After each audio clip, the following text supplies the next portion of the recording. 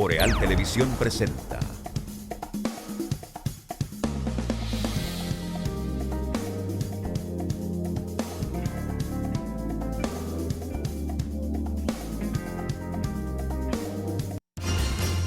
Y ahora, Realidad en Contexto, con el licenciado Julio Pérez Peña.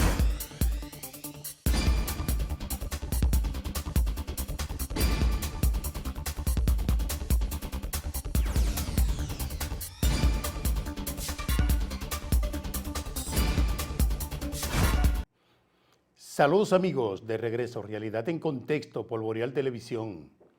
Muchos temas para compartir con todos ustedes. Hoy inició el Censo Nacional de Población y Vivienda y el primer en empadronarse fue el presidente de la República. Hay una serie de elementos que analizar en torno al Censo de Población y Vivienda que inicia hoy.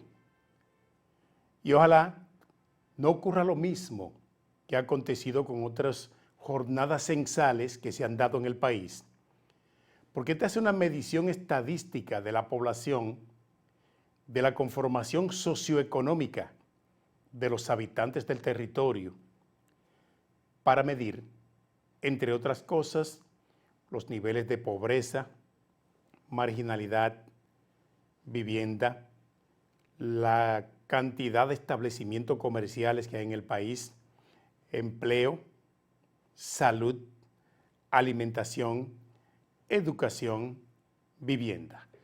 Entonces, se han hecho varios censos en República Dominicana y no sé qué han hecho con los resultados de esas jornadas de empadronamiento que ha hecho la Oficina Nacional de Estadística, porque es un buen parámetro para los gobiernos de turno para implementar políticas sociales incluyentes, políticas sociales que redunden en beneficio del universo de la población dominicana.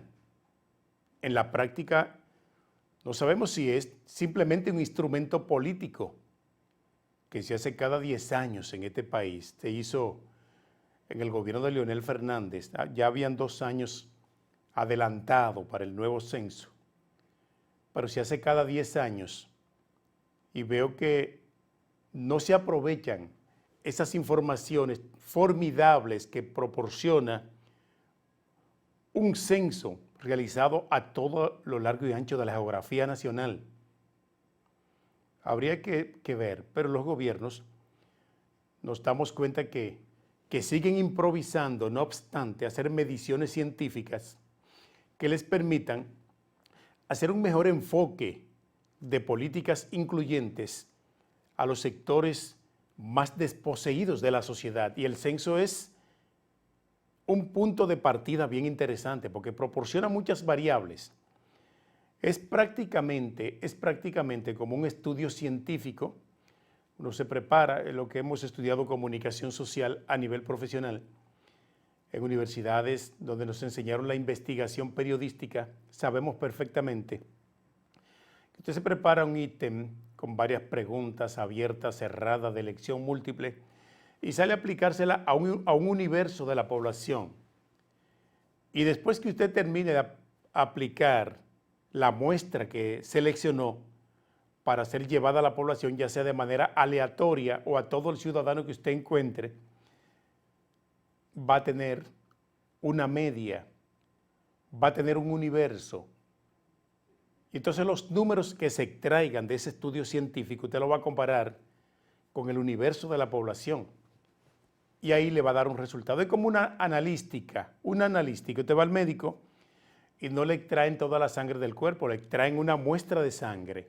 Una muestra, con esa muestra la llevan a un laboratorio, en el laboratorio le hacen la analística a esa muestra de sangre y le van a decir cómo anda su organismo. Asimismo, el censo, luego de realizar esta jornada que va a durar 14 días, podrá entonces darle parámetros importantes al jefe de Estado para que pueda esta vez implementar políticas sociales que sean más inclusivas de los sectores más desposeídos de la sociedad. Aquí los niveles de pobreza descendieron y descendieron mucho más descendieron mucho más después del inicio de la temporada de COVID-19, la pandemia. Esto deterioró drásticamente la calidad de vida de la población. Y ahora, estas mediciones, porque este es un país rico, pero mal administrado, estas mediciones podrían proporcionarle al gobierno herramientas indispensables para erradicar la pobreza. Aquí se hace mucha demagogia, se habla demasiado, hablando de erradicación de la pobreza, el hambre, la miseria, la exclusión social. Y en conclusión, cuando usted lo analice, estamos igual o peor. Cada año con un deterioro mucho más significativo, mucho más marcado de la calidad de vida de la inmensa mayoría del pueblo. Quiera Dios que el gobierno, el actual presidente de la República, utilice una metodología diferente y ese universo de informaciones que le va a proporcionar el Censo Nacional de Población y Vivienda puede ser aprovechado de manera positiva para implementar políticas incluyentes en beneficio del universo de la población vulnerable de este país. Así pudiera ser, pero no queda más que reducido a un instrumento político. No es solo para sacar números o parámetros respecto a la posible repostulación del presidente de la República, no. Pienso que pudiera ir más allá. Aquí antes, en República Dominicana, teníamos una clase media, una pujante clase media. Ustedes dicen en el lenguaje de pueblo, pujante, una clase media en desarrollo. Pero hablar de clase media aquí era el ciudadano que tenía una vivienda buena, tenía un vehículo, podía comer 2 o 3 veces al día y tenía sus ahorritos. Mire, la clase media aquí ha desaparecido y los que están sobreviviendo lo están haciendo con mucha dificultad. Ojalá puedan implementar políticas incluyentes, que no sea simplemente gastar una suma millonaria en pesos dominicanos que pudieran muy bien ser invertidos en obras de bien social para que el gobierno llegue a aquellos sectores donde nunca ha llegado ni siquiera una pequeña obra que resuelve grandes problemas en la comunidad. Eso espera la población. Ahora bien, no es el deseo del pueblo, es el propósito del gobierno y la visión que tiene de este censo de población y vivienda, que ojalá no lo politice ni la oposición ni el gobierno, que a veces lo politizan. Debe ser un instrumento científico para medir la calidad de vida del pueblo dominicano. La Junta Central Electoral se reunió otra vez con los partidos políticos. Allí estuvieron todos, hasta el partido del primo Carlos Peña, Generación de Servidores. Lo vi ahí en esa reunión con la Junta Central Electoral. Generación de Servidores es el último partido que ha reconocido la Junta Central Electoral. Y entonces allí le presentaron el reglamento que va a aplicar la Junta a los fines de penalizar la campaña política a destiempo. Y ya iba una ola de actividades proselitistas a 2 años del certamen electoral, del proceso electoral del 2024, y estaban haciendo campaña. El propio presidente, el PRM, el presidente que, aunque no se quiera, y va a continuar, donde quiera que inauguren obras, va a salir a relucir la consigna reeleccionista a favor del presidente. Eso es inevitable, pero la Junta podría tal vez, aplicar un aliciente a esta problemática que ha sido incontrolable cada vez que faltan 2 años para las elecciones en República Dominicana.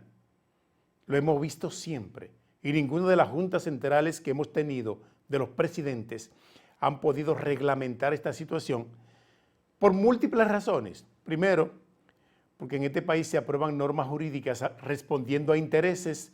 Aquí se aprobó la ley de partidos políticos, movimientos y agrupaciones políticas. Se aprobó la ley electoral que fue con el propósito de regular situaciones como esta. Sin embargo, no está contemplado ahí, en la norma electoral ni en la ley de movimientos, partidos y agrupaciones políticas. Ahora se está planteando una nueva modificación a esas normas, porque así es que se hacen leyes en este país.